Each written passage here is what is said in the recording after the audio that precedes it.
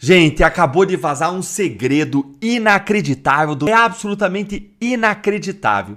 E eu fiquei muito surpreso porque a imprensa foi quem vazou esse segredo. Vem ler comigo aqui. Discurso dele, que os maqueteiros, Sidônio especialmente, identificaram uma questão que é problemática e que talvez não tivesse no radar até o final do ano com esse negócio do tarifaço, que é a corrupção. Né? O caso Master e toda essa rede promíscua de relações que o Vorcaro criou trouxeram de novo para o centro do debate público a questão da corrupção. É por isso só que o Lula está dizendo isso. No último discurso que ele fez, se não me engano, na Bahia, ele também falou que Master e não sei o quê, e vagabundos da política, mandou ver numa declaração assim. Por quê? Ele está tentando se diferenciar. Todas as declarações que ele dá são na linha de que o Master é uma coisa, eu sou...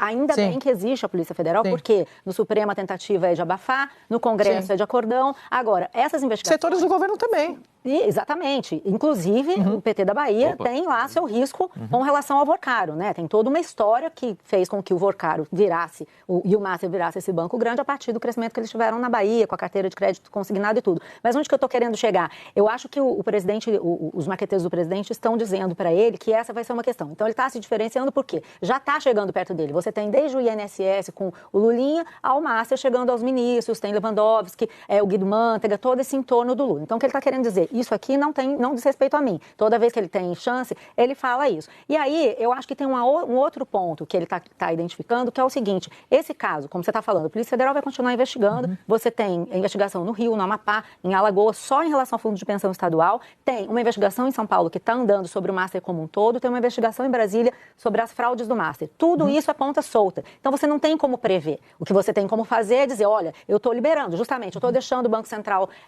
investigar. O Banco Central tem autonomia, mas enfim, o Banco Central está fazendo o que tem que fazer, a Polícia Federal está fazendo o que tem que fazer, mas o mais importante, eu acho, ele está querendo...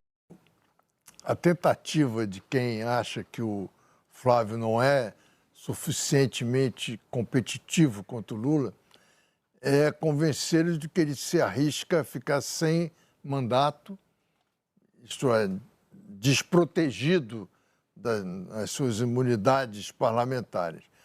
E estão tentando convencê-lo a ser candidato ao Senado, que ele se elege com uma grande votação, para ser presidente do Senado.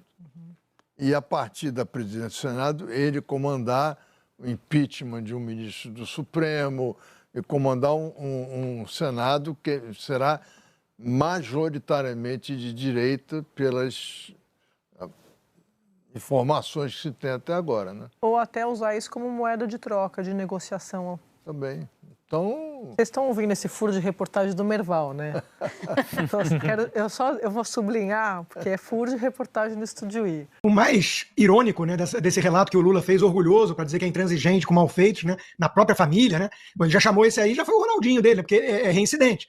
Lembra que ele era monitor de um zoológico, limpava lá, sei lá, esterco de elefante, e de repente vendeu para a Oi a Game Corp por milhões. Né? E logo depois o pai dele foi lá e assinou uma mudança na Lei Geral de Telecomunicações que permitiu que a Oi comprasse a Brasil Telecom, mas tudo coincidência, né? Claro. Então é reincidente esse sujeito. Mas esse relato da conversa, o mais surreal é que o Lula não dá continuidade a ele. Porque imagina se eu falasse, eu chamei meu filho e falei, se você tiver feito alguma coisa aí, participar de alguma coisa aí de esquema, você vai pagar. Agora, quer uma cervejinha? Tá tudo bem? Quer dizer, e aí, qual foi a reação do filho? Com que cara o filho olhou? O que o filho disse? Esse relato nós não temos. E nenhum jornalista parece que se preocupou muito em perguntar para o presidente, vem cá, como é que o teu filho reagiu a isso? Acho que seria um tanto revelador, né? Então, Lacombe, nós estamos diante de novo, né, do ápice do cinismo. Essa conversa nunca existiu. O Lula é a referência da família. Ele é o ladrão mor que queria voltar à cena do crime, como diria seu vice Alckmin, que já vai voltar a dizer, né? Porque está sendo mastigado e cuspido nem bagaço de laranja. Daqui a pouco ele não é mais nada, né, do PT e vai falar, o Lula quer voltar à cena do crime, em vez de cantar a Internacional Socialista ao lado do Lula. Enfim, é o destino de todo tucano que aceita se prestar esse papelão, né, de ajudar comunista corrupto. Pera lá, não foi Alexandre de Moraes que disse na semana passada que o STF não julga a causa, que esposa de ministro é advogada no processo? O que vocês estão lendo aqui? Esposa do Alexandre de Moraes já está habilitada em caso no STF na defesa de sócio do Vorcaro. Mas será que foi o Alexandre de Moraes mesmo que disse isso? Foi ele? Foi ele que disse. Eu lembro muito bem, olha só. O magistrado não pode ter ligação com o processo que julga. E o magistrado, todos os magistrados, inclusive os magistrados desta Suprema Corte, não julgam nunca nenhum caso em que tem ligação. E aí, presidente, volta a má-fé. Porque aqui não se pode dizer nem que é má interpretação, a má-fé. de muitas pessoas que querem prejudicar o Poder Judiciário e o Supremo Tribunal Federal, dizendo, e não se dão nem ao trabalho, que seria pelo menos uma má-fé honesta, se é que isso existe, de tentar disfarçar a ementa do julgamento, dizendo que esse tribunal autorizou os magistrados a julgarem casos onde seus parentes são advogados. Essa mentira absurda vem sendo repetida por ignorância, por má-fé, por outros interesses econômicos escusos de prejudicar esse tribunal, dizendo que o tribunal, por 7-4, declarou inconstitucional uma norma e, a partir disso, se autorizou que um determinado ministro possa julgar um caso que a sua mulher ingressou, que o seu filho ingressou. Mas a má-fé é evidente. A regra de impedimento é clara. O magistrado, desde a primeira instância, desde lá o juiz de Aguaí, até o Supremo Tribunal Federal, ele está impedido de julgar qualquer caso que tenha qualquer das partes ou advogados, seus parentes. Não só é extremamente contraditório esse discurso, como não é a primeira vez que isso acontece. Em 2023, Dias Toffoli anulou multa bilionária da JF de 10 bi, em que sua esposa era a advogada na causa. Gente, é inacreditável. Será que eles acham que o povo não tem Google ou que o povo não tem um pouquinho de memória? É escandaloso demais tudo o que está acontecendo. A esposa do Moraes advogando no STF para sócio do Vorcaro. E ele tem coragem de, no microfone, dizer que isso é absurdo, não acontece e nunca aconteceu. E quem fala que isso acontece está agindo de má fé e atacando a Suprema Corte. Querer lisura e moralidade, hoje em dia virou ataque às instituições. Ela não é candidata em 2026. Peguem bem essa palavra. As pessoas estão pegando ranço, nojo do PT. O brasileiro não suporta mais ouvir a voz de Lula. Lula, quando abre a boca hoje, é sinônimo de mentira. As pessoas já saem fazendo meme, já saem dizendo, olha o mentiroso mais uma vez. Então, ele virou uma piada nacional. Tudo isso, Flávio, vai colaborar para a vitória de Flávio. Flávio crescendo nas pesquisas, Lula derretendo na opinião pública, ganhando, né, a ojeriza da população. E eu quero dizer para vocês aqui, tá? Lula não vai aceitar perder em 2026. Se tudo caminhar com as articulações que Flávio, Eduardo, Carlos, Rogério Marinho, quando entrar em campo pesado, se tudo correr bem, eu ainda digo para vocês, Flávio, Lula não é candidato em 2026. Ele vai arrumar um problema de saúde, ele vai arrumar um cansaço e vai desistir de bater chapa. Ele não vai querer terminar a vida dele perdendo para Flávio Bolsonaro. Ele que tanto desafiou Jair Bolsonaro está a um fio de perder para o seu filho. Então podem esperar que há uma chance dele desistir da candidatura. Advogados eleitorais ouvidos por O Antagonista apontam que a jurisprudência do processo que resultou na inelegibilidade de Jair Bolsonaro também pode atingir o presidente Lula. O petista tem sido questionado pelo fato de ser beneficiado com um desfile em sua homenagem na Marquês de Sapucaí, em pleno ano eleitoral. No final de semana, Janja participou do ensaio técnico da Acadêmicos de Niterói. Assessores palacianos têm aconselhado Lula e Janja a não participar do desfile. O presidente deve, no entanto, ir ao Rio de Janeiro, mas ficar nos camarotes. E quem explica melhor esse imbróglio todo é Wilson Lima. Então, Inácio, é o seguinte, vamos lá, vamos entender essa história toda, porque o ex-presidente Jair Bolsonaro, ele foi declarado inelegível em 2023, sob a argumentação de que houve abuso de poder político e econômico no 7 de setembro.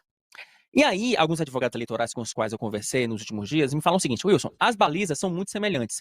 Você tem, primeiro, a aplicação de recurso público em um evento que pode projetar a imagem do presidente da República. 2, você tem a exploração clara do presidente da República, da imagem do presidente da República em um desfile de potencial de um potencial de promoção de imagem de fato enorme. E aí, só que é o seguinte, alguns advogados eleitorais falam que o que poderia fazer com que o presidente Lula escapasse de um eventual processo seria o fato de que não houve pedido explícito ou não haverá pedido explícito de votos nesse desfile. Só que durante 7 de setembro também não houve pedido explícito de votos. O que se analisou ali foi o conjunto da obra e o contexto da situação. E aí, nesse contexto do Lula também pesa contra o presidente da República o fato de que você tem um petista que é presidente de honra da Acadêmicos de Niterói. Ou seja, você tem vários elementos que podem configurar, sim, abuso de poder político e econômico. Agora, a pergunta que se faz é, se esse caso vier de fato ao TSE, mesmo que o ex-presidente Lula, mesmo presidente Lula, mesmo presidente Lula perca uma eleição, venha a ser um ex-presidente no futuro, isso pode ou não garantir uma inelegibilidade para ele. Enfim, se depender da lei fria, se depender da análise fria de jurisprudência, o sentimento é que sim. E para entender mais essa confusão do ponto de vista jurídico, estamos com Isis Sanji, advogada especialista em direito eleitoral. Boa tarde, advogada, muito bem-vinda aqui ao Meio Dia em Brasília. Já pensando justamente nesse cenário traçado pelo Wilson Lima em relação à inelegibilidade do Lula, caso ele não desfile, ele simplesmente esteja presente na Sapucaí, no camarote, isso por si só já apresentaria um risco a futuras pretensões eleitorais de Lula? Bom dia, Inácio, bom dia, Wilson, bom dia, Ricardo, e bom dia, audiência qualificada de um antagonista. Sim, mesmo com a presença, sem a presença, com a presença, enfim, não importa a questão da presença da figura do presidente Lula, isso porque o samba enredo contém diversos elementos de campanha. Wilson? Doutor, eu quero justamente explorar essa questão dos elementos de campanha. Uma justificativa da Embratur, que inclusive o presidente da Embratur, o Marcelo Freixo, vai apresentar junto ao Tribunal de Contas da União, versa basicamente o seguinte: olha, nós já temos um apoio constante às escolas de samba, então não se configuraria um abuso de poder econômico o fato de que um dos alvos desse apoio, o relacionado à Acadêmico de Niterói, dos 12 milhões, né? Isso não se configuraria um elemento de abuso de poder político e econômico. Mas, como a senhora falou agora há pouco, quer dizer, existem já elementos de propaganda financiados com dinheiro público. Né? É disso que se trata. A gente está falando aqui de um caso de financiamento de uma peça de propaganda com dinheiro público, por mais que não tenha essa questão explícita de votos, que a gente sabe muito bem que essa jurisprudência do TSE, por mais que não tenha pedido explícito de votos, você não tem nenhum tipo de punição. O próprio Lula, ano passado, chegou a pedir publicamente votos, ano retrasado, 2024, enfim, pediu votos de forma explícita para o Guilherme Boulos, ele acabou levando apenas uma multa. A pergunta que eu lhe faço é a seguinte: a senhora acredita que, do ponto de vista estritamente técnico, essa justificativa apontada pelo Freixo, de que, olha, estou patrocinando todo mundo de forma equânime e não necessariamente só uma escola, isso pode colar? Não, eu entendo que não, em razão exatamente pelo que você disse, né? A gente tem ali vários elementos de campanha e o uso indevido do meio de comunicação também vai estar em jogo por ter a exposição massiva da figura do presidente Lula durante o carnaval, e ainda mais por ser a primeira escola a ser desfilada no Sambódromo, e isso também vai causar uma exposição massiva para o presidente, além do que o número, né, de campanha do presidente vai ser falado em diversas vezes durante o enredo, e não é bem a história do presidente Lula, porque não tem ali a história de vida dele, mas sim uns elementos específicos de campanha. Se você assistir sem falar que é um samba-enredo de uma escola, você vai detectar que parece, na verdade, um jingle feito para a campanha. Ricardo? Boa tarde, doutora Isa. Obrigado pela presença. Prazer falar com a senhora. A meu ver, aí é uma opinião minha, se a lei eleitoral fosse cumprida, o presidente Lula já estava inelegível há muito tempo, porque a cada aparição dele, utilizando dinheiro público, equipamentos públicos, ele faz campanha eleitoral antecipada de forma escancarada. Mas não é só ele, a gente se acostumou a ver isso por todo o país, por prefeitos, governadores, ex-presidentes. Eu acho que a questão do ex-presidente Bolsonaro, a condenação dele, estava muito mais relacionada ao discurso que ele fazia utilizando esses equipamentos do que propriamente essa má utilização. E o que eu gostaria de saber da senhora é justamente o seguinte: todos os políticos, né, como eu disse, todos os mandatários, prefeitos, governadores, eles utilizam verba pública, fazem campanha antecipada, ou a lei eleitoral não é lá tão rígida, deixa a brecha a isso, ou a atuação dos tribunais eleitorais é que são um pouco flexíveis. Há um ano, se eu não me engano, ano passado, ano retrasado, a gente teve uma discussão dessa, envolvendo até mesmo uma cassação e inelegibilidade do governador Ronaldo Caiado por ter utilizado um equipamento público, o Palácio, para a reunião. Isso que eu gostaria de saber: falta clareza nas leis eleitorais, doutora, ou há clareza, mas os tribunais, por vezes, não resolvem flexibilizar, né? Para uns, muito rigor, e para outros, não.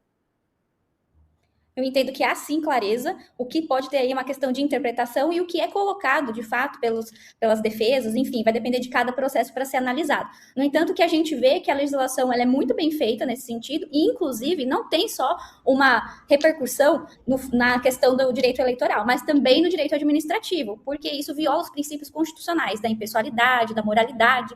Então, existem várias coisas nesse sentido também, por exemplo, o desvio de finalidade do ato administrativo. Olha, hoje eu tenho uma bomba para vocês. Uma bomba que saiu na coluna do Lauro Jardim e eu vou explicar aqui para vocês. Tem 3 pontos relevantes que o Lauro Jardim traz na sua coluna e que, se forem investigados adequadamente, seja pela Polícia Federal, seja pela CPI e CPMIs do Congresso, podem resultar em uma queda, mas numa queda feia dos ministros do STF. No mínimo, o Toffoli e o Moraes.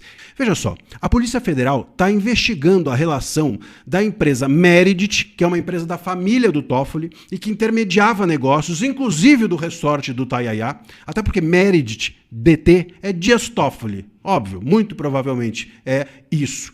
Essa Meredith, a Polícia Federal está investigando a relação dela com o Master e com o Vorcaro. Vocês entendem? Há suspeitas de que a Meredith recebia dinheiro de escritórios de advocacia. E aí você vai se lembrar que a imprensa já revelou que o Master pagava escritórios de advocacia, pagava uma fortuna para esses escritórios. Só no ano passado, R$500 milhão, 580 milhões de reais, inclusive para a esposa do ministro Moraes, que tinha um contrato de 130 milhões de reais com o Master. Ou seja, o que a coluna nos dá a entender é que o Master podia estar pagando escritórios, que esses escritórios estavam pagando a Meredith, e aí é que precisa ser investigado melhor. Essa Meredith distribuía esse dinheiro para quem? Seria para os ministros? Seria para o Toffoli? Seria também para o Moraes? Seria para quem? Se essa Meredith estivesse distribuindo dinheiro, se a investigação chegar nisso, o Toffoli e o Moraes caem. Caem. E caem feio, porque isso pode ter, inclusive, crimes graves envolvidos. Eventualmente, estou aqui só numa eventualidade, a gente pode estar diante até mesmo de lavagem de dinheiro. Porque veja só, se o Master pagava escritórios, os escritórios pagavam a Meredith e a Meredith distribuía dinheiro para os ministros, bom, você tem uma linha aqui que o Master está pagando os ministros. Agora, pagando para quê? Com que dinheiro? Dinheiro de onde? Então, assim, isso tudo é muito sério. É muito sério. E precisa ser investigado. E tomara que seja. E tomara que seja. E tomara que isso aqui que a gente está cogitando como uma possibilidade não ocorra. Porque é muito grave que um ministro ou que ministros do STF estejam envolvidos em algo assim. Segundo ponto que o Lauro Jardim traz. O celular do Vorcaro tem mensagens de Fabiano Zettel, que é cunhado do Vorcaro e que está preso. Lembra-se desse caso? E nessas mensagens ele manda liberar pagamentos porque estaria sendo insistentemente cobrado. Pagamentos cobrado por autoridades da República. Que autoridades? Seria o Moraes? Será que o Moraes estava cobrando para que os pagamentos viessem para sua esposa? Bom, isso é hiper grave. Mas essa suspeita não é infundada, porque a imprensa revelou que o Vorcaro mandou atrasar menos tudo podia atrasar, menos os honorários da esposa do Moraes. Então, se o Moraes estivesse ali cobrando, insistindo para que os pagamentos ocorressem, mais um troço gravíssimo. E o terceiro ponto que o Lauro Jardim traz é o seguinte: ministros do STF foram avisados de que as investigações do Master respingariam com força na corte. E por isso, inclusive, eles estão tentando barrar tudo quanto é CPI. Porque a CPI às vezes não dá em nada, mas revela muita coisa. Isso dá a entender que os dois fatos anteriores, né, que a gente mencionou, esses 2 pontos anteriores, estão realmente relacionados, ou possivelmente relacionados ao Moraes e ao Toffoli. Senão, não tinha por que eles estarem alerta, impedindo ou tentando impedir ou pressionar para que as CPIs não fossem adiante. O STF, se as investigações forem feitas e forem feitas de forma livre, meus queridos, nós podemos ter o STF implodido, sobretudo pela atuação desses 2 ministros, Moraes e Toffoli. É um negócio de arrepiar os cabelos nossos, né? Porque eles não têm. Ele cedo ou tarde, ele vai cair. Então, o pedido de convocação da esposa de um ministro do STF entra exatamente nessa zona sensível. É a fronteira em que o interesse público exige apuração. Há quem defenda que isso é um instrumento legítimo e eficaz para desvendar a irregularidade. O senador Alessandro Vieira, ele está querendo quebrar o sigilo da dona Vivi, né, ele é o relator da CPI do crime organizado. Ele quer a convocação da esposa do ministro Alexandre de Moraes. Vamos ver aqui. Ó, Alessandro Vieira pede quebra de sigilos da mulher de Moraes. Relator da CPI vê fundadas suspeitas de que o contrato entre Vivi Barsi e o Banco Master seja fruto de lavagem de dinheiro. Bom, o Alessandro Vieira, ele está fazendo um movimento que mexe, né, com os alicerces do poder. É um movimento que vai testar mais uma vez os limites entre a transparência, a investigação e a já conhecida blindagem institucional que todo mundo sabe que cerca o STF. Mas antes de qualquer coisa, ninguém aqui está julgando pessoas, nem antecipando condenação, né? Presunção de inocência é um direito fundamental que a gente aqui valoriza muito, ao contrário de muitos do STF. Mas exatamente porque a gente leva isso muito a sério, é que a gente precisa falar do outro pilar indispensável, que é a transparência. Sem luz, pessoal, sem luz, não há controle. Sem controle, não há república. Então vamos lá, vamos aos fatos e ao contexto. A CPI do crime organizado tem o objetivo de buscar a origem, os fluxos, as conexões das redes criminosas que estão impactando o Brasil inteiro. Quando uma CPI, ela follow the money, ela segue o dinheiro, e ela inevitavelmente chega a vínculos políticos, empresariais, ela chega a instituições, grandes nomes. Quando isso acontece, é natural que surjam, né, esses nomes do alto calibre. Então, o pedido de convocação da esposa de um ministro do STF entra exatamente nessa zona sensível. E qual é essa zona sensível? É a fronteira em que o interesse público exige apuração. E o establishment reage para manter os seus próprios escudos, a sua blindagem. É aqui que a gente precisa ser claro. Há quem defenda, e a gente compartilha dessa visão crítica, há quem defenda que a quebra de sigilos, né, bancário, fiscal, telefônico, telemático, sigilos de agentes públicos de altíssima influência, de seus familiares diretos, de interpostas pessoas, enfim, os famosos laranjas, há quem defenda que isso é um instrumento legítimo e eficaz para desvendar irregularidades. E por quê? Porque a experiência brasileira, ela é cristalina. Quando há desvios, quase sempre a prova está no fluxo financeiro, nas operações trianguladas, em patrimônio que não fecha a conta. Isso não é, pessoal, uma caça às bruxas. Isso é método investigativo, né, que, sob controle, né, e dentro da lei, expõe o que realmente interessa, que são números, datas, valores, beneficiários. Mas pode isso, Arnaldo? Pode. Pode sim. Desde que respeitados os requisitos legais, pode sim.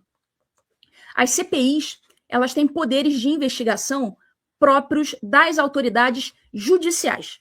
E a jurisprudência reconhece que elas, sim, podem determinar quebra de sigilo se houver a pertinência temática, ou seja, se for de acordo com aquele assunto que ela está investigando. Tem que ter também fundamentação. Tem que ter uma deliberação colegiada, ou seja, não pode ser uma decisão de uma única pessoa. Não é uma farra. Isso é uma ferramenta. E é uma ferramenta excepcional para situações excepcionais, justamente como as que envolvem organizações criminosas e eventuais conexões com o topo do poder. Então não é contra A ou contra B, não é uma caçazinha às bruxas, não é uma vingancinha. É o interesse público que está em jogo. Então, dito isso, tem um ponto que está incomodando, tá? Que não dá para dourar a pílula. Quando o foco se aproxima do STF e dos entornos ali do STF, quase sempre vai entrar em cena uma barreira institucional pronta, veloz, implacável para barrar aquilo ali. Então, assim, a tendência, se o requerimento de convocação for aprovado, se a CPI avançar em quebras de sigilo que atinjam ministros, atinjam seus familiares, ou até mesmo atinjam seus laranjas, a tendência é de que vai haver uma judicialização imediata. Eles vão tentar levar esse negócio para o STF para criar essa barreira.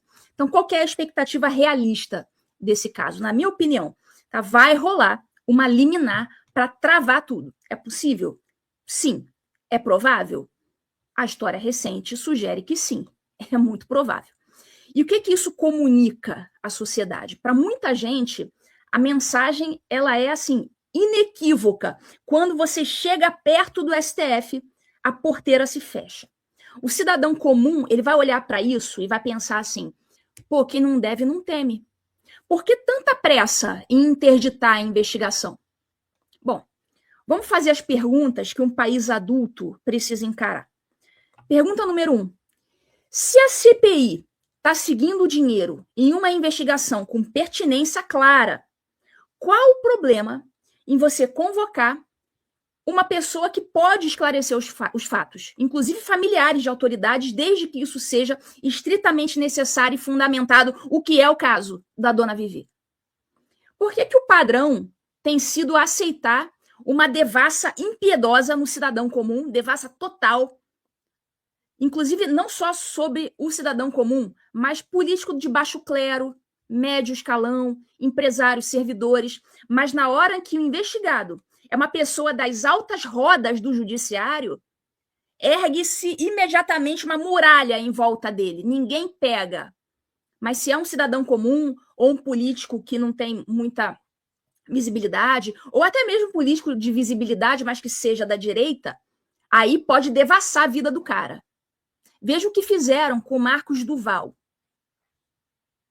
Mas aí se aproxima de alguém do STF, aí se ergue a muralha. Ninguém pega. Então vê que existe um duplo padrão aí. Outra, se a legalidade é o critério, por que não aplicar o mesmo rigor, a mesma celeridade quando o alvo está perto da cúpula? Então a crítica aqui ao STF não é para demonizar a corte, né? Apesar dos membros sempre levantarem esse argumento vitimista. Eu estou apontando aqui questões lógicas e objetivas. Um descompasso perigoso. Quando o Supremo atua, direta ou indiretamente, como juiz do próprio universo político-institucional, onde os seus membros podem ser objeto de escrutínio, a percepção da sociedade, a percepção pública de conflito de interesses dispara. Todo mundo percebe o que está acontecendo ali. E essa percepção importa, porque ela mina a confiança. E a confiança é a matéria-prima da justiça. Se a corte aparece de novo para cerrar a fileira, para blindar os seus próprios membros, o recado que chega nas ruas é simples. Existe um Brasil da lei e um Brasil acima da lei. E é por isso que a transparência radical mesmo, com quebra de sigilo, dentro, claro, dos parâmetros legais, sob o controle institucional. Isso é visto por tantos como sendo o caminho mais limpo, o caminho mais certo. É esse o caminho. É o caminho da transparência radical. Ela não condena ninguém, ela esclarece.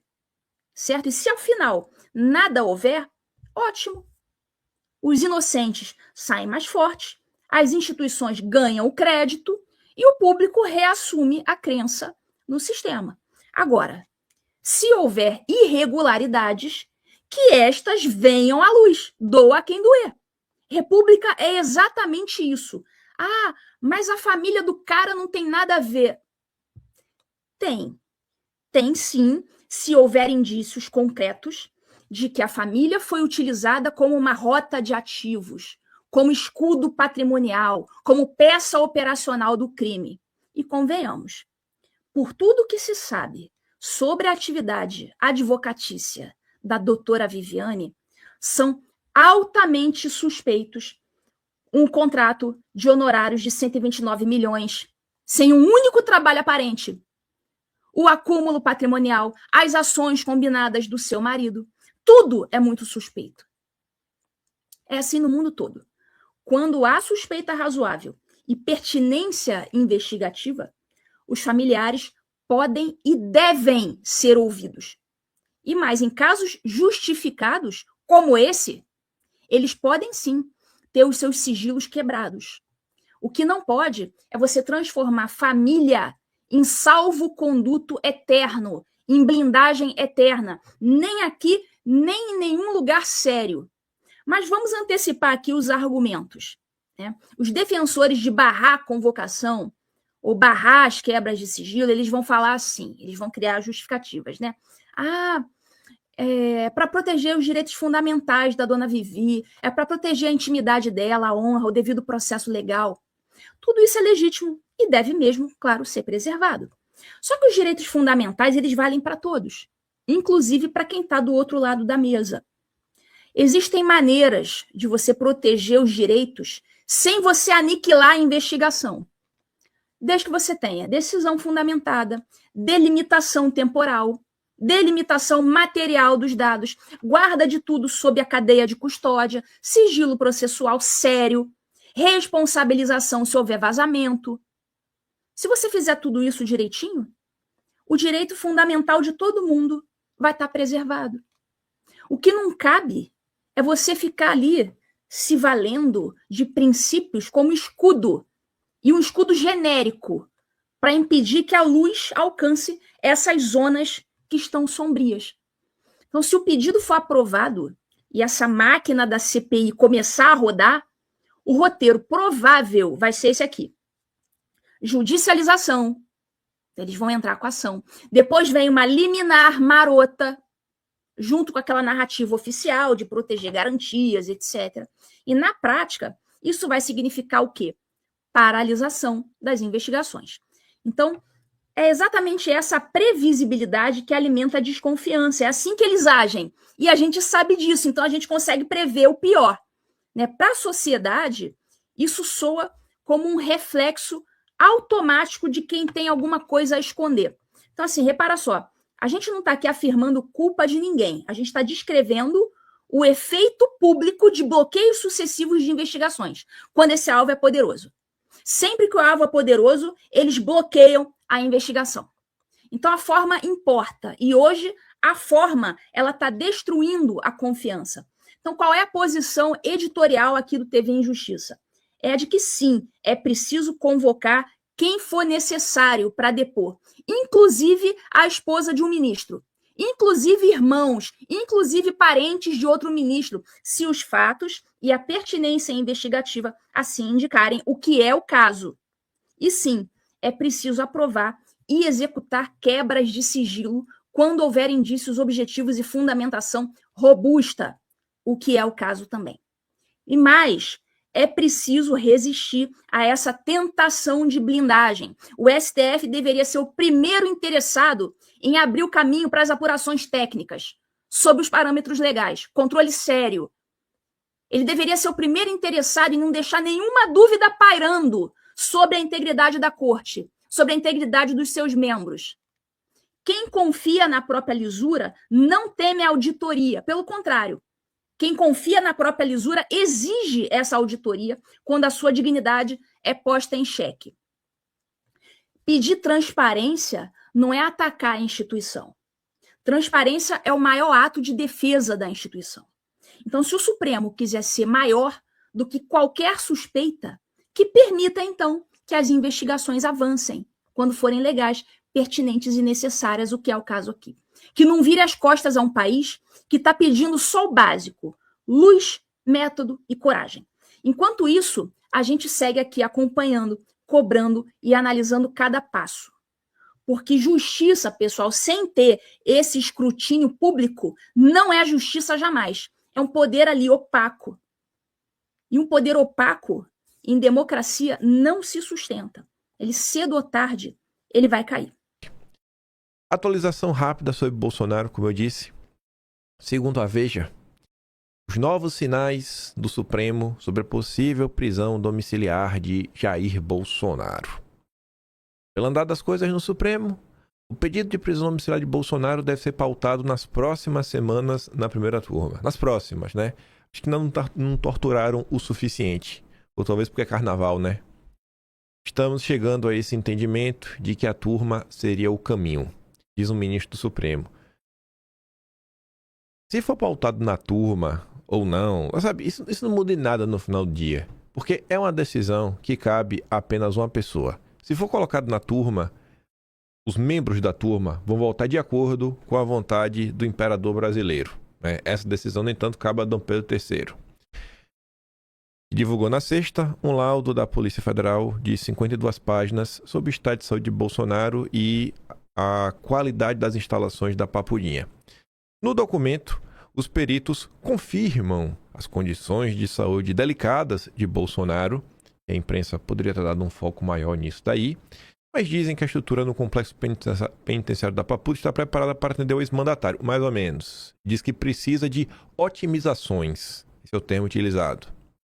Colegas de Moraes na corte têm dito nos bastidores que a corte corre o risco desnecessário ao manter Bolsonaro preso na penitenciária e com problemas de saúde ao conferir. Aí, imagine, né? O que é que significa o risco desnecessário? Qual o risco desnecessário para a corte? É matarem Bolsonaro? Ele morrer na cadeia? Por uma complicação de sua saúde frágil? Num cenário que não existe nenhuma necessidade? Assim, é ridículo isso. Esses coleguinhas do Dom Pedro III são extremamente eloquentes quando os assuntos interessam a eles. Eles dão entrevistas, falam com a imprensa, né, soltam notas. Agora, em relação a Bolsonaro, vai ficar todo mundo caladinho. Todo mundo caladinho. Seguindo a regra do Estado Democrático de Direito. Mas, enfim. Falando ainda um pouco de Bolsonaro, que essa matéria tem tudo a ver com Bolsonaro, por mais que o Estadão... Na verdade, não é uma matéria, né? É o editorial do Estadão de hoje. Por mais que o Estadão não queira dar os créditos a Bolsonaro, eu acho que talvez uma das principais respostas para o problema que o PT enfrenta no Nordeste é Bolsonaro. Mas veja só, o PT envelheceu mal no Nordeste. O que é que o Estadão vem falar? Inclusive trouxe aí alguns números. As eleições de 2026 projetam-se como um desafio sem precedentes à hegemonia política que a esquerda, e o PT em particular, construiu ao longo de mais de 2 décadas no Nordeste. Pesquisas de intenção de voto têm apontado vantagem de candidatos de centro-direita e direita em estados centrais para o projeto petista como Bahia, Maranhão e Ceará. Em outros, como Alagoas, Paraíba e Rio Grande do Norte, a situação tampouco é confortável para a esquerda. O cenário só é menos adverso hoje no Piauí e em Pernambuco. Mas essas exceções apenas reforçam que o mapa político da região não é um monolito. Um estudo do cientista político Murilo Medeiros, da Universidade de Brasília, ajuda a dimensionar a magnitude dessa possível inflexão. Mantido o panorama sugerido pelas pesquisas mais recentes, assim, o que está hoje despontando nas pesquisas. Ele falou de Bahia, Maranhão e Ceará. Mas assim, Bahia, a Semineto vence, basicamente isso. Ceará, leva o Ciro Gomes, e por aí vai. Vamos supor que esses cenários se confirmam. A esquerda poderá registrar em 2026 o seu pior desempenho em eleições para governador do Nordeste desde a chegada do Lula em 2002. Aí ele traz um número. Segundo os dados apurados pelo professor Medeiros, em 2018, partidos do chamado campo progressista, a esquerda, governavam estados que concentravam cerca de 90% do eleitorado nordestino. Esse percentual caiu para 74% em 2022 e pode recuar para 23% nas eleições deste ano. Gente, sair de 90 para 74 em 4 anos é um número considerável, 16%. Sair de 74 para 23 é um absurdo. Caso isso se confirme, será um baque tanto para o PT e partidos aliados, que há tempos têm no Nordeste seu principal reduto eleitoral. E por que isso está acontecendo? Eu tenho a minha tese, e o professor Medeiros tem a dele. Há múltiplas explicações para essa possível mudança do perfil político partidário dos governos estaduais da região. Como Medeiros disse ao Estadão, o voto nordestino tornou-se mais volátil, urbano e pragmática, mais sensível a questões como custo de vida, segurança pública, qualidade dos serviços públicos. Esse é um ponto crucial. É o fato que programas como Bolsa Família e Minha Casa Minha Vida, que durante muito tempo foram vitrines eleitorais mais reluzentes do lulopetismo, passaram a ser percebidos como políticas de Estado. A associação quase automática entre esses programas e Lula perdeu força. É lícito inferir que grande parte do eleitorado nordestino se sente segura de que essas políticas públicas seguirão vigentes independentemente de quem esteja no poder. Aí vamos voltar. A tese dele é essa. Não, o nordestino está agora mais urbano, urbanizado, pragmático. Os problemas no dia a dia Os pontos que interferem na vida da população, na hora de decidir o voto, meio que são os mesmos há muito tempo. Aquele eleitor que não acompanha a política com mais frequência quer saber, cara, como é que anda a economia, segurança pública, habitação, tá a mesma coisa. Na minha concepção, o que é que mudou nesses anos? Em primeiro lugar, a internet. Com a internet, as pessoas começaram a poder se informar minimamente sem a tutela do consórcio, sem precisar serem, sei lá, direcionadas pela Rede Globo, que no Nordeste eu acho que ainda é pior. Quer um exemplo? Nos anos 90, tinha a grande TV Manchete. Passava Cavaleiro do Zodíaco, dentre outras coisas. Na Bahia, em determinado ponto, a TV Manchete parou de funcionar e só funcionava para quem tinha TV parabólica. Antena parabólica. Em São Paulo, cara, tem 1000 TV. Fora aqui, na Bahia, lá em Feira de Santana, você tinha TV Subaé. É uma filial da Globo. Final da Globo, perfeito. Qualquer TV, a Globo funcionava bem. As outras, Bandeirantes, SBT, o que quer que seja, tu tinha que botar bombril na tomada e às vezes nem funcionava. Vocês lembram disso, né? Falando aqui agora, eu tô começando a me lembrar, né? É uma realidade tão distante da realidade de hoje. Hoje eu fico puto da vida quando o vídeo que eu tô assistindo, o filme, trava.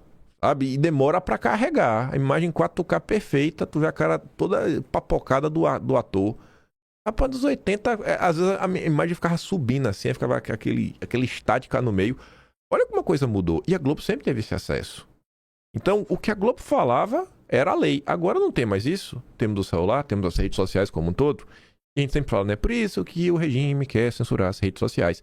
Segundo ponto é que essa outra versão do Brasil, o Brasil real, ele começa a ganhar força, principalmente nas redes sociais, junto com o movimento, que eu acho que ganha corpo mesmo ali a partir das jornadas de junho de 2013, que se personificam na figura de Bolsonaro, esse movimento antissistema, e da própria figura de Bolsonaro. E você fala, pô, peraí, velho, o que está acontecendo? Então o Bolsonaro se elege ali em 2018, e durante esses 4 anos, cara, a coisa andou, por mais que fizeram e aconteceram para tentar atrapalhar, muita coisa aconteceu, muita informação foi à frente, e uma prova disso em números, ainda que só caiu de, 90 para 74, os estados governados, né, pela esquerda, porcentagem, né, de eleitores governados pela esquerda, em porcentagem, olhem o tamanho das bancadas da direita, em especial no Nordeste. Começaram a aparecer nomes. Eu não conhecia o Rodrigo Valadares. Sabe o Rodrigo? Que era lá o relator da anistia, na época que estava na CCJ. Aí você tem o André Fernandes, que sai de deputado estadual para deputado federal. Ele não era deputado federal. Agora chega em 2024, o André Fernandes quase se elege prefeito de Fortaleza. Então você vê que teve um avanço da direita, um avanço ideológico, e isso, em grande parte, por conta de Bolsonaro. Esses 4 anos. Incrível a força desse cara de fazer as pessoas acompanharem a política. E, cara, como é que a gente pode sair agora de 74 para 23? Aqui é outra tese minha. O que é que eu penso, né? Você pega até essa história do Bolsa Família, para aplicar para minha tese. O tempo passou e ficava naquela... Isso em 2014 já rolava. Olha, se o Aécio vencer a Dilma, vai acabar o Bolsa Família, sabe? Aquelas maluquices que os petistas vendiam e que o povão acabava acreditando. Veio o Bolsonaro. Não acabou o Bolsa Família. Pelo contrário, subiu para R$600. Sabe? Os programas de auxílio, eles não acabaram. E o povo fica assim, né? Pô, isso foi um baque muito grande. Aí quando você vem agora na era Lula...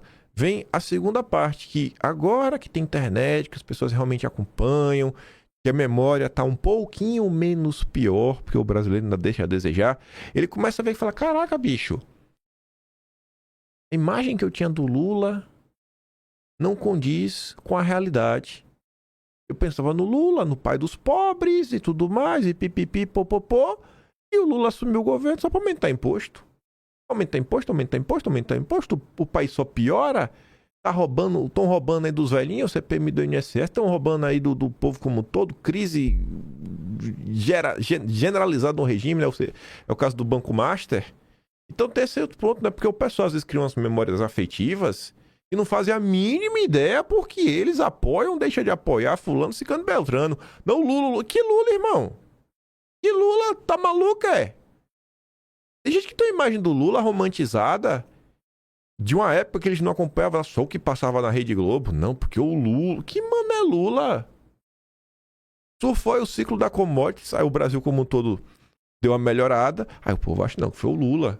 Então o pessoal caiu na real duas vezes. A primeira, com o Bolsonaro. Inclusive, cara, esses programas são programas de Estado, não é de governo de plantão. E agora que o Lula volta, que tem internet, pode se informar, caraca, bicho, nós tínhamos uma imagem falsa do Lula. Mas a explicação mais relevante talvez esteja na dificuldade crônica da esquerda em oferecer respostas aos problemas que hoje mais afligem os cidadãos. Segurança pública é o exemplo mais eloquente. A esquerda não consegue entregar resposta para nada. Qual é a resposta? Eu queria realmente, olha, pensando de forma muito honesta, eu não sei o que a esquerda lulopetista consegue entregar, sabe, de resposta para os problemas. Eu realmente não sei. Não sei se eu tenho muita birra, mas eu realmente não sei. Eu queria poder apontar, não, isso aqui o Lula mandou bem, entregou uma resposta para a sociedade. A Vale Gás. Não, as coisas de um cara, deu um Vale Gás, mas... enfim, vamos botar o Vale Gás. Parabéns, Lula, Vale Gás. Não consigo pensar em nada que o Lula fez, sabe? Dois grandes estados governados pelo PT, né, a Bahia e o Ceará, são os exemplos mais bem acabados do fracasso da esquerda no campo da segurança pública. Aí diz, né? O Anuário Brasileiro de Segurança Pública mostra que em 2024 a Bahia registrou 40,6 homicídios por 100 mil habitantes, enquanto o Ceará alcançou 37,5. Ambos só ficaram atrás do Amapá como os estados mais violentos do país. São números impossíveis de fazer frente ao discurso da direita nessa seara, que pode até não se materializar em boas políticas públicas, mas que, no concerne ao apelo eleitoral, funciona como a garantia de que providências duras serão tomadas. Naturalmente, nada disso autoriza predições categóricas.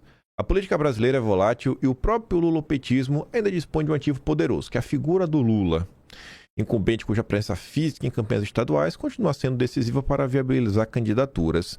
Mas o fato de depender cada vez mais desse recurso revela fragilidade, não força. Precisar do Lula já no crepúsculo de sua vida, irmão, é porque vocês já estão no limite. Quando o Lula se for, acabou. O carisma de Lula por si só não basta ante a cobrança de respostas concretas do próprio presidente às demandas de um eleitorado que mudou e ele parece não ter se dado conta. O Nordeste continua plural e politicamente relevante. Justamente por isso não é e talvez nunca tenha sido propriedade de um partido ou de um campo político. Se a esquerda perder espaço na região, não será por guinada ideológica dos nordestinos, mas pela incapacidade da esquerda de compreender que o eleitor de 2026 exige mais do que memória afetiva e programas sociais já consolidados. Enfim, não será por uma guinada. Também será por uma guinada. Não é uma questão que só tem um único fator. Se a esquerda perder, pode ser por falta de capacidade de entregar respostas, resultados, mas também por uma guinada ideológica. A direita segue crescendo no Brasil. Isso é inquestionável. Assim como também é inquestionável que o Lula não é o figurão que um dia ele já foi. Falamos algumas coisas sobre isso ontem. E aí o Edinho e depois a Anitta também comentam sobre essa questão do Lula. O Edinho fala o seguinte, né? Só na semana passada já tivemos notícias do Lula se abrindo para o PP, que foram aquelas notícias sobre Ciro Gomes, para o PSD e agora para o MDB. Está rifando o Alckmin em público para tentar ganhar um tempinho de TV. Vai entregar Minas pro Kassab, né, lançando o Pacheco. Eu não sei se isso vai rolar. E ainda tem animal metido na lista, dizendo que Lula adorou a candidatura do Flávio, que ele não tem a menor chance de vencer, que tá tudo perdido se não dermos a chave do bolsonarismo para a turma do 3T, porque sem eles o Flávio não faz nem cócegas. Eu aprendi com meu pai a ver o que o homem faz, não o que o homem fala. Se o Lula está disposto a entregar até a alma para o Centrão para esvaziar a campanha do Flávio, pouco me importa o que os correligionários dele na Faria Lima e na direita gritam aqui na internet. A candidatura do Flávio não só é viável e nem é a mais possível, mas é o fator número 1 das movimentações políticas de Brasília hoje. Em todas as falas do Lula em relação ao Alckmin, ele deixava claro que era um baita vice, que estariam juntos em 2026. O Lula só coloca a candidatura do Alckmin em xeque diante do lançamento da candidatura de Flávio Bolsonaro. O Lula só se engraça pro MDB com o lançamento da candidatura de Flávio Bolsonaro. O Lula só procura Ciro Nogueira com o lançamento da candidatura de Flávio Bolsonaro.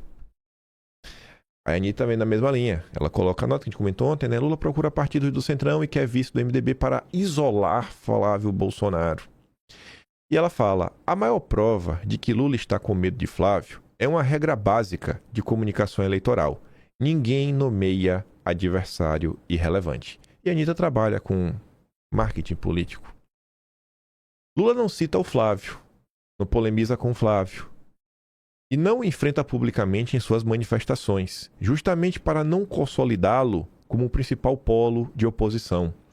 O projeto do PT é outro, é fragmentar o campo adversário. Quando não existe um opositor claro, o voto antipetista se espalha entre várias opções e isso é exatamente o que interessa ao Lula. Ele não quer enfrentar um adversário forte, ele quer vencer um campo pulverizado.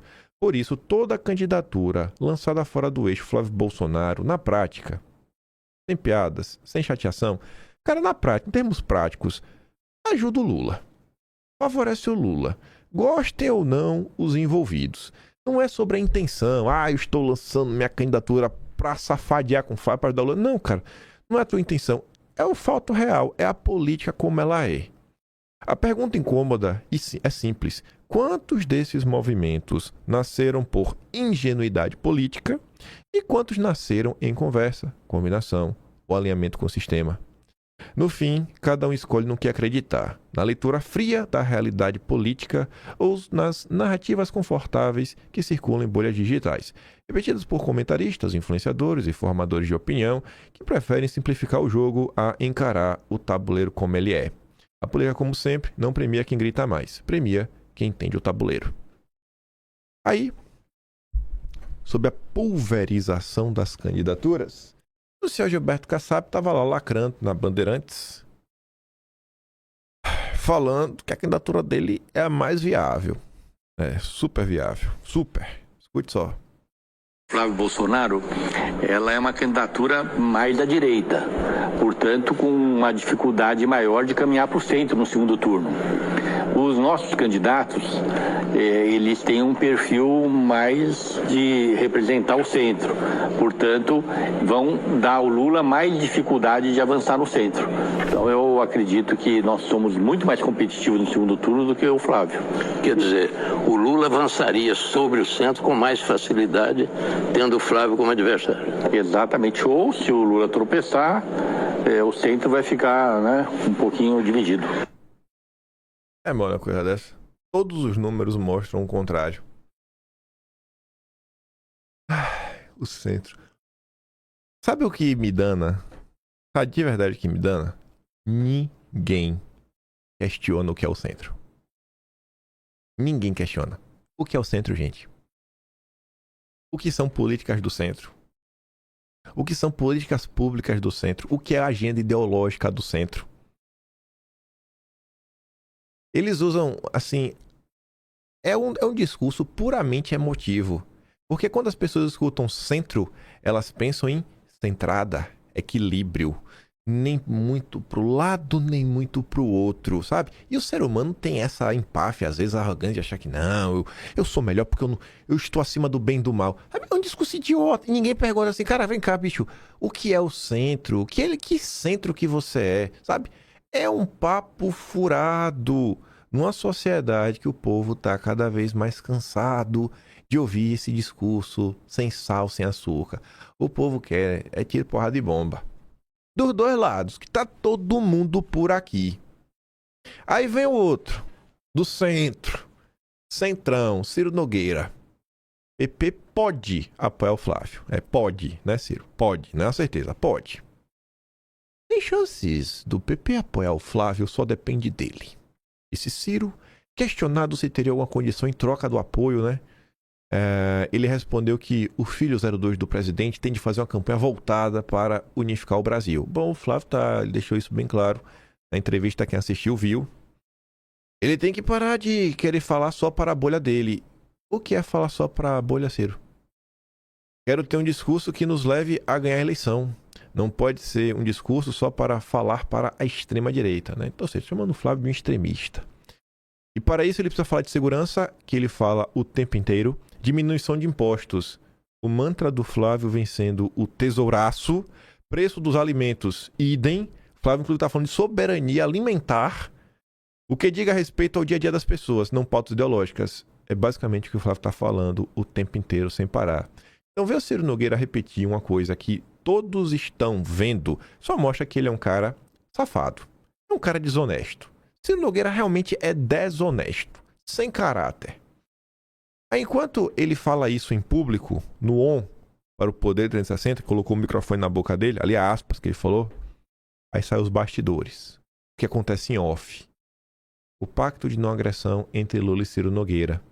A trégua selada do fim do ano passado entre Lula e Ciro, uma espécie de pacto de não agressão que interessa aos dois, que já foram aliados, já estava subentendida para quem acompanha as postagens do Ciro Nogueira nas redes sociais. Ciro, antes muito cáustico em relação ao Lula, não posta nada sobre o presidente desde meados de novembro. E o Ciro direto dava porrada no Lula, tá ruim, que a direita vai marchar unida. Ele falava para o Ciro Nogueira, insistia que a direita é marchar unida, que o grande problema do Brasil era o Lula. E agora ele tá no pode, não pode. Pode ser, não sei. Tô vendo aí. Ele precisa marchar pro centro. Ciro Nogueira.